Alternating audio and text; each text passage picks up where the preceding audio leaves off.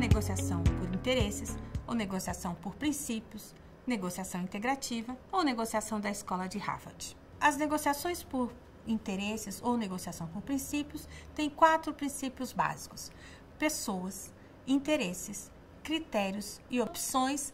O primeiro princípio, pessoa, pressupõe que nós devemos separar as pessoas do problema. Primeiro ponto, precisamos lembrar que os negociadores, nós e os outros, somos pessoas e que precisamos juntos construir uma relação negocial que permita buscarmos soluções para o problema. É muito comum observarmos nas negociações que em algum momento podemos confundir e começar a entender que o problema é a pessoa e com isso abandonamos a busca por soluções, a busca por resolução do problema e nos concentramos em atacar, persuadir ou dissuadir as pessoas. Esse primeiro princípio nos convida a observarmos as percepções que são diferentes, nos convida a termos um cuidado com a nossa comunicação, com as emoções nossas e dos outros, para que, durante o processo de negociação, possamos manter uma relação, uma conexão entre as pessoas, de forma que, juntas, todas as pessoas, possamos buscar as melhores soluções para aquele problema. É muito comum também, exige de nós esse princípio, que nós pensemos nas nossas percepções, nas percepções dos outros e que tenhamos um cuidado especial com a comunicação. Separar a pessoa do problema é um primeiro princípio. Te convido agora a dar uma olhadinha no nosso material complementar, onde eu preparei várias dicas, vários informes para você poder aplicar no seu dia a dia esse primeiro princípio, que é separar as pessoas do problema. O segundo princípio pressupõe: concentre-se nos interesses e não nas posições. Os interesses, eles definem um problema numa negociação, muito mais do que as posições. As pessoas apresentam a sua posição, como vimos no caso da laranja, eu quero a laranja, mas o que define o problema, a necessidade que elas têm, está por trás desse pedido. Ou eu quero a laranja para fazer um bolo, a casca da laranja, com a casca da laranja, ou eu quero a laranja para fazer o suco com o sumo da laranja. Nos concentrarmos nos interesses facilita a buscarmos mais soluções, mais opções. Os interesses, é importante saber que eles têm vários aspectos, mas todas as negociações apresentam interesses compatíveis e alguns interesses divergentes. O interesse, ao identificar o seu interesse, devida ao seu interesse. Por que eu estou pedindo isto? Por que isto é tão importante para mim?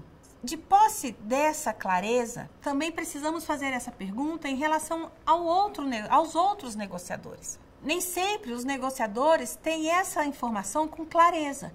Importante, então, que nós façamos essas perguntas para descobrir os interesses. Quais são os seus interesses? Por que isto que você me pede é tão importante? Os interesses mais poderosos estão aqueles relacionados às necessidades humanas. E lá no nosso material complementar, nós colocamos um tópico sobre as necessidades humanas, a pirâmide das necessidades, de forma a te deixar mais seguro na busca, na descoberta dos seus interesses e dos outros. Além disso, teremos ao longo do nosso curso planilha que vai te ajudar com perguntas claras que você poderá fazer para você e para o outro negociador, de forma a cumprir esse princípio, que é se concentrar nos interesses, dar vidas aos interesses e não nas posições. O terceiro princípio refere-se a gerar opções de ganhos mútuos. Esse talvez seja um dos princípios onde haja maior dificuldade e maior resistência. Por mais valioso que seja criarmos várias opções de escolhas numa negociação, alguns obstáculos acontecem, porque, em geral, as pessoas vão para a negociação achando que não precisam dessas opções. Porque, muitas vezes, já vão negociar pensando que já tem a solução. E isso leva as pessoas a se envolverem numa negociação por posição, onde aquela opção, aquela ideia que ela tem de solução, se torna uma posição e o processo de negociação passa a ser um processo de defesa da sua posição, caindo na negociação por posição. Mas então, como se manter numa negociação por interesses? Alguns aspectos são importantes nesse critério de gerar opções de ganhos mútuos. O primeiro aspecto é, em primeiro lugar, tenha clareza dos interesses. Considerando os seus interesses e os interesses dos outros envolvidos na negociação, podemos começar uma etapa de geração de opções, separando o momento da decisão do momento de gerar opções. É hora agora de gerar várias opções. Uma boa dica talvez seja gerar uma opção a mais do que aquelas pessoas que estão na mesa. Se nós temos 3 pessoas na mesa, é importante que geremos 4 opções, sempre alguma a mais.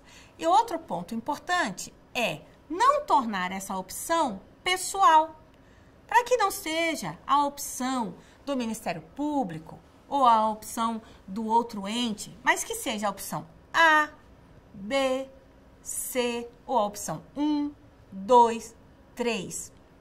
Com esse cuidado, podemos diminuir a possibilidade dessa geração de opções cair numa negociação por posição, onde voltarão as pessoas a se defender nas suas posições, a se fecharem e muitas vezes inibindo o nosso processo de criação. Então, para criarmos opções mútuas, de ganhos mútuos, devemos ter clareza dos nossos interesses, clareza dos interesses dos outros, gerar primeiro várias opções, separando o momento da decisão. Geramos as opções. E agora? Agora que nós temos várias opções, podemos, uma a uma, fazer uma análise. E aqui, nós já chegamos ao quarto princípio. Qual é o quarto princípio? Utilize critérios objetivos. Geramos várias opções e agora precisamos decidir. Uma boa estratégia nesse processo de decisão é, considerando a primeira opção, muitas vezes alguém na mesa poderia dizer, não, essa opção não me atende. Antes de passarmos para a segunda opção, uma boa pergunta seria, o que precisaria mudar nessa opção para que ela atendesse ao seu interesse? Com essa pergunta, nós podemos descobrir melhor. Talvez algum interesse não tenha ficado muito claro. Ou talvez parte dessa opção seja boa. E aí, então, nós aproveitamos essa parte da opção que é boa e descartando aquela que não atende a algum interesse. Depois, podemos ir para a segunda opção, agora já agregando. Fazendo esse processo, muitas vezes a experiência mostra que a solução ideal e mais criativa é um mix. É como se fosse formado pelo conjunto dessas várias opções que, ao final, considerando vários critérios, vários interesses, chegam à solução ideal. Mas eu gostaria de explicar um pouquinho mais sobre esse ponto dos critérios objetivos. Então, muitas vezes nós temos numa solução que teremos ali várias opções que seriam possíveis. Mas e qual escolher? Escolher simplesmente com base na vontade de um ou de outro negociador pode se tornar um pouco oneroso, desgastante. Então, para isso, nós temos os critérios objetivos, que seriam: a legislação é um critério objetivo, jurisprudência, valores de mercado, costumes. Então, todos esses são critérios que nós podemos utilizar. Esse modelo de negociação por interesse, negociação por princípios, foi divulgado e é divulgado no mundo através de 3 livros básicos. O primeiro livro é Como Chegar ao Sim, de William Ury e Roger Fisher. O segundo livro, Supere o Não, Negociando com Pessoas Difíceis, William Ury. Terceiro livro, também do William Ury, Como Chegar ao Sim Consigo Mesmo. Nesses 3 livros, você encontrará uma bibliografia básica sobre negociação por interesses ou negociação por princípios. Além disso, no nosso material complementar, tomamos o cuidado de colocar para você as dicas principais de uma leitura fácil, numa leitura fluida, de forma que você possa se sentir seguro nas suas negociações. Além dos 4 princípios da negociação por interesses ou princípios, um outro conceito é muito importante, que é o conceito de Mahana, melhor alternativa à negociação do acordo. Um ponto importante é: tenha clareza da sua mana e procure descobrir qual seria a dos outros negociadores também. Mas, um alerta: não use a sua mana como ameaça.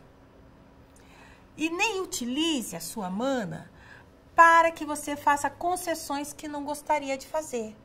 A ideia de saber qual é a sua mana, ter clareza da sua mana, saber o que você fará fora desse acordo, caso não alcance esse acordo, é te deixar mais seguro até que ponto você pode ir.